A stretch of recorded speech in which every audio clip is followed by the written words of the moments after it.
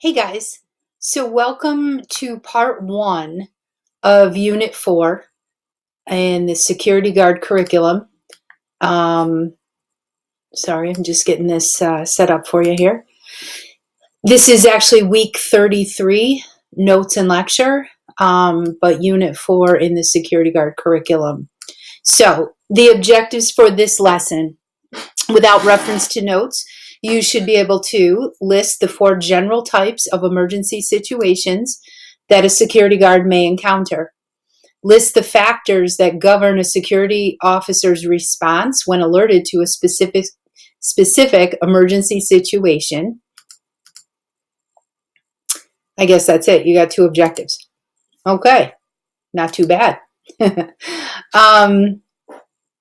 So a security guard's primary function is to protect life and property, recognize the emergencies typically encountered, and assess the threat to life and property. Assess means good judgment. A security guard's primary function is to protect life and property. The security guard may often be the first person to arrive at or discover an emergency situation. Therefore, it is imperative that he or she be able to recognize the many types of situations that may be encountered and assess the threat potential to life and property.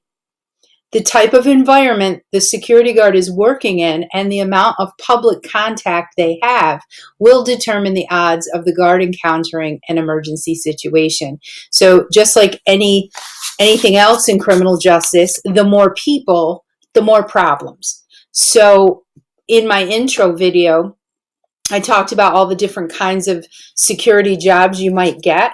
And, I mentioned the Times Union Center, and I actually didn't mention SPAC, Saratoga Performing Arts Center.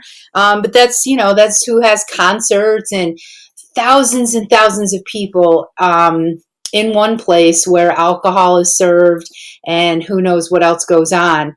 There's definitely more potential for problems in those situations and environments than in a lot of other types of security. So it's all different. It just depends on where you're working.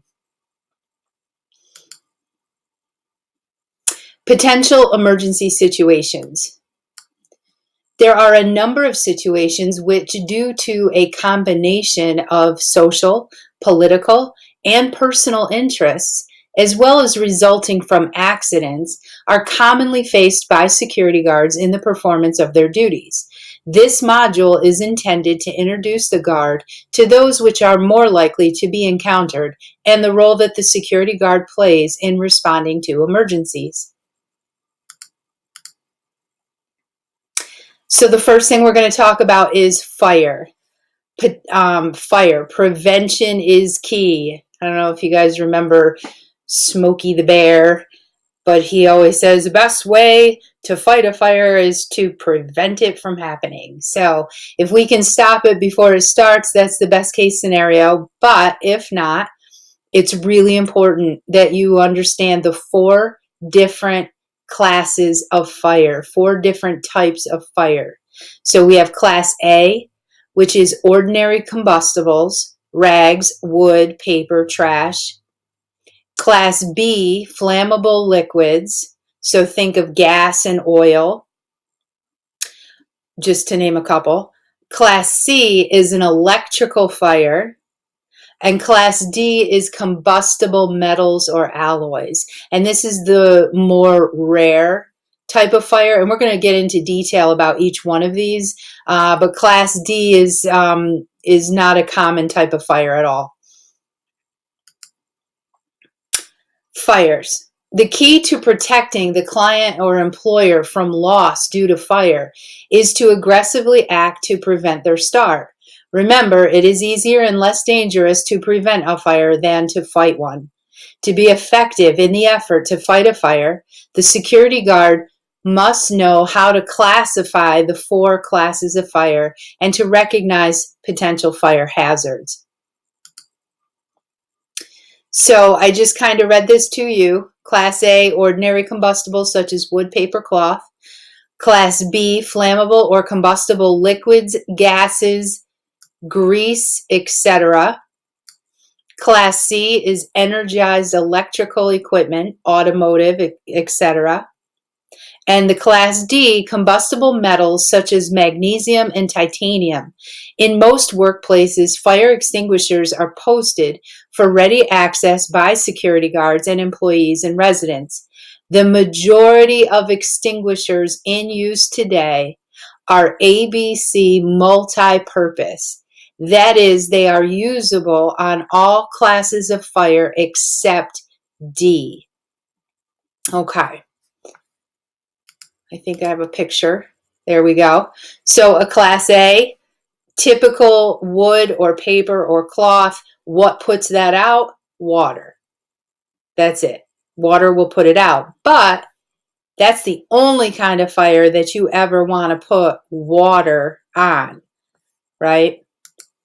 You certainly do not put water on a gas or oil fire. And that's what Class B is. And think of, if you've heard of people having a fire in their house, there's a few different common ones. But a kitchen fire is typically somebody cooking on the stove and the oil got too hot, the grease got too hot, and it caught.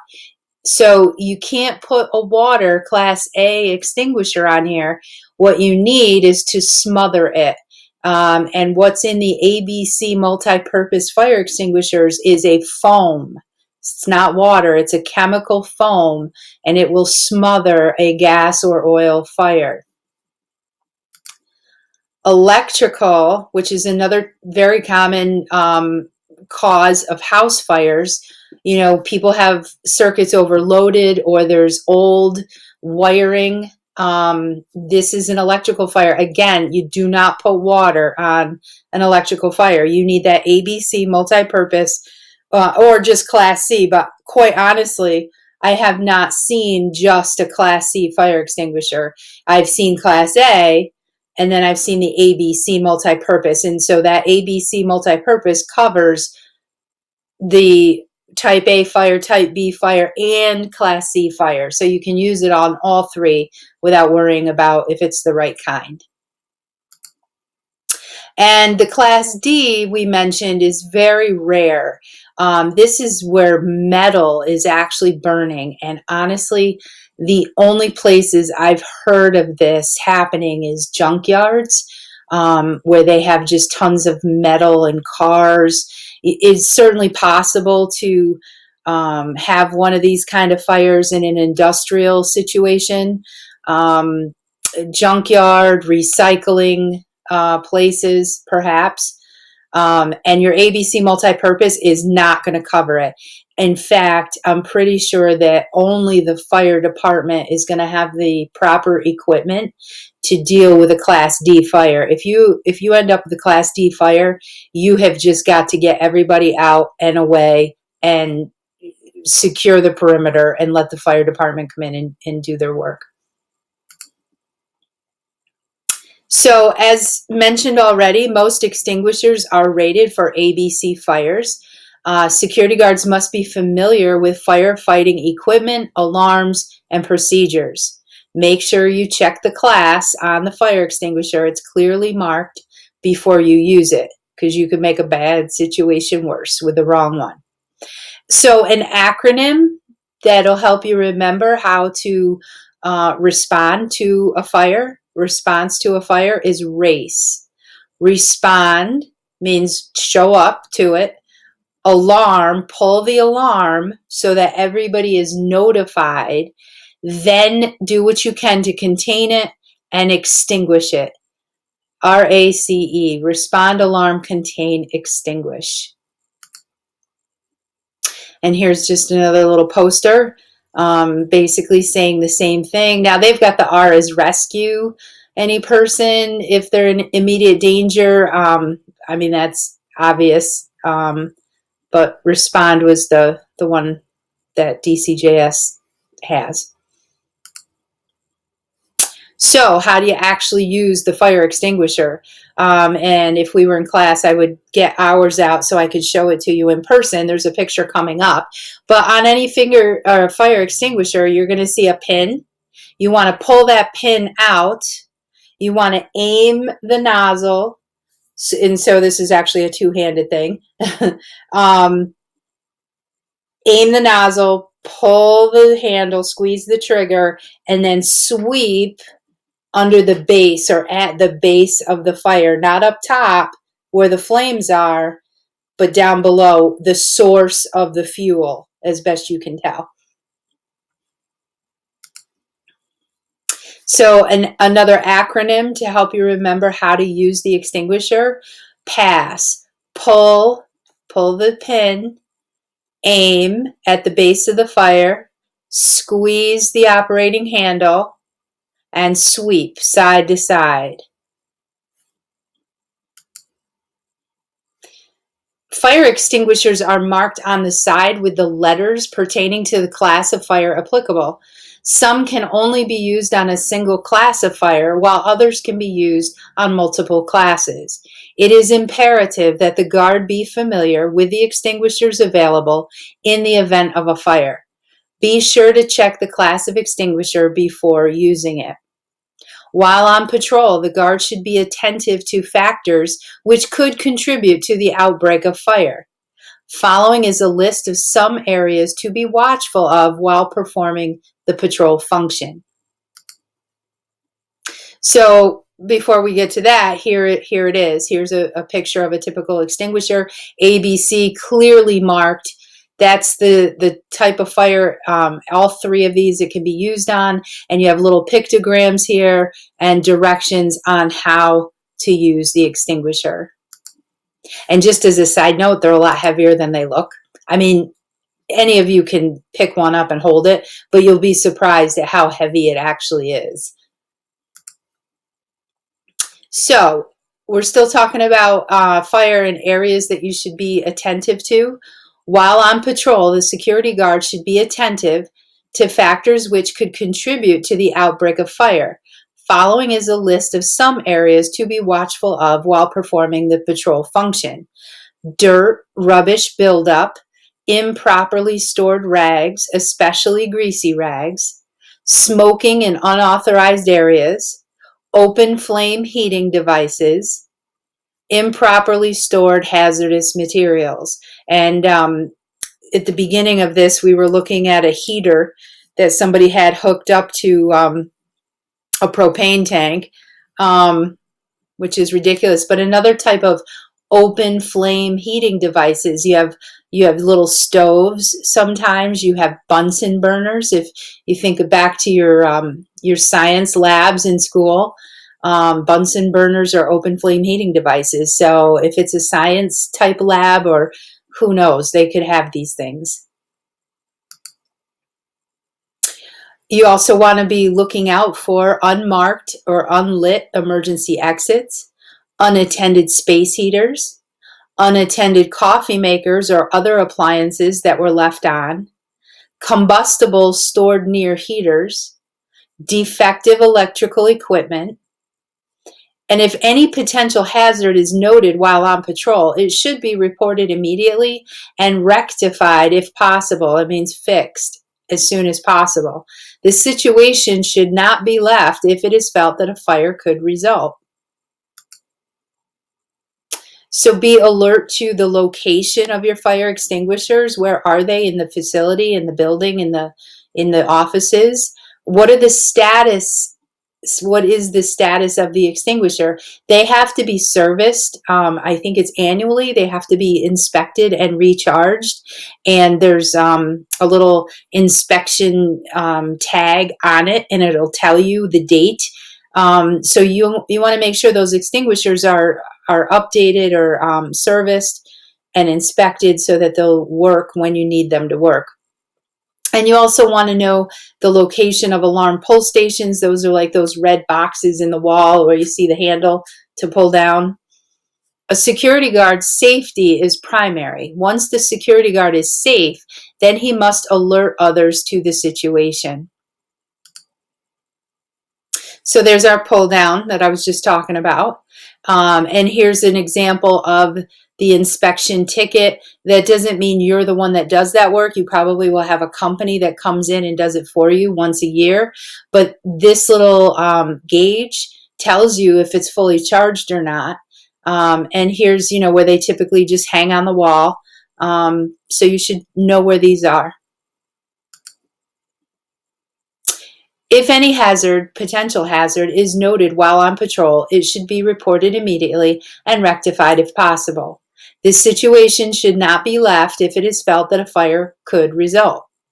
In addition to being alert to potential hazards while on patrol, the security guard should also be attentive to, and we kind of just said this, location of the fire extinguisher, the status of the extinguisher, is it full, is it charged, does it need service, etc., and locations of alarm pull stations.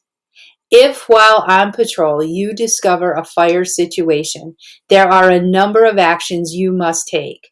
Above all else, the safety of the security guard is primary. If you are endangered, you are of no help to others. Once your safety is assured, your next step is to pull the alarm or in some way alert others to the situation. If you make the decision to attempt to extinguish the fire, your next step is to employ the fire extinguisher. Be sure to use it properly so that it is effective. Remember that your safety and the safety of others should be your prime concern. Also remember that you are not a professional firefighter and should not act as one. If you feel the fire is too involved or too difficult to extinguish, clear the area and await the fire department. You are expected to assist them in whatever way they deem necessary. And this is where good judgment comes into play. Assess the threat, assess the situation. Is this a fire that you could put out with this little extinguisher, or is it too big already? That's a judgment call. Your duty is to protect life and to protect property. Life is always more important. So you'll have to, just make that decision if that time ever comes. So now we're going to start talking about some other potential emergency situations. Explosions. Explosions can be either accidental or it could be because of an intentional criminal act. And some reasons under that category, intentional criminal act, it could be terrorism, it could be sabotage, it could be protest, it could be a bomb threat. So this is a picture of a transformer that has exploded outside on the wires. And if anybody has ever heard or witnessed this happening, it is very frightening. It is so loud. And there will be lots of sparks, and definitely sometimes things catch because of this. This is an accident. This is not intentional when a transformer blows. And I'm not an electrician. I don't know all the reasons as to how or why that happens. It doesn't happen very often, but from time to time it does. That's just another picture of an explosion. I don't know, this looks to me like some sort of an electrical plant, like a NIMO, National Grid kind of place. Definitely could have some big problems there. That would be scary. See, this is not something the fire extinguisher is probably going to handle. No, you just need to go ahead and call that fire department. Yep, and just get all the people in the traffic away from the area. Okay, so as far as explosions, your primary responsibility is the safety and security of yourself. And then you want to tend to injured parties, anybody that's hurt. You want to contain panic as best you can. Safety, which could include evacuation and getting everybody out and away. And after that, you want to worry about security of the premises, so securing the property so that unauthorized persons can't access it. Number one, it could be dangerous for them, and number two, you could face loss loss of, theft due to people being able to get in where they shouldn't be. This looks like a terrorist act to me. You can imagine the panic that people would be feeling, and you can imagine how many people would be hurt, possibly killed in this kind of a situation. You do the best that you can. I don't think anybody is 100% ready to deal with something like this if they've, never been in that situation. And thank God most of us have not. Explosions. The threat and risk of explosions in the workplace poses a concern to the security guard through a number of means. The source of an explosion can vary, and each carries its own risk factors and characteristics. Explosions can be the result of an accident, and some examples, the transformer that blew up, gas lines, chemical spill or mix, etc. It could be intentional, which is terrorism, which could be because of social, political, domestic, foreign, personal reasons. Sabotage, which is could be done by an employee or a former employee or even a competitor that we talked about to the company, or even just vandals. And then you have bombs. They could be random, they could be planned, it could be in protest of something that the company is doing. In an explosion situation, there are a number of responsibilities the security guard must undertake. Of utmost importance is the safety and security of the guard. Secondly, the guard should attend to the following. I just have another picture here. And you guys can just take a look at that on your own.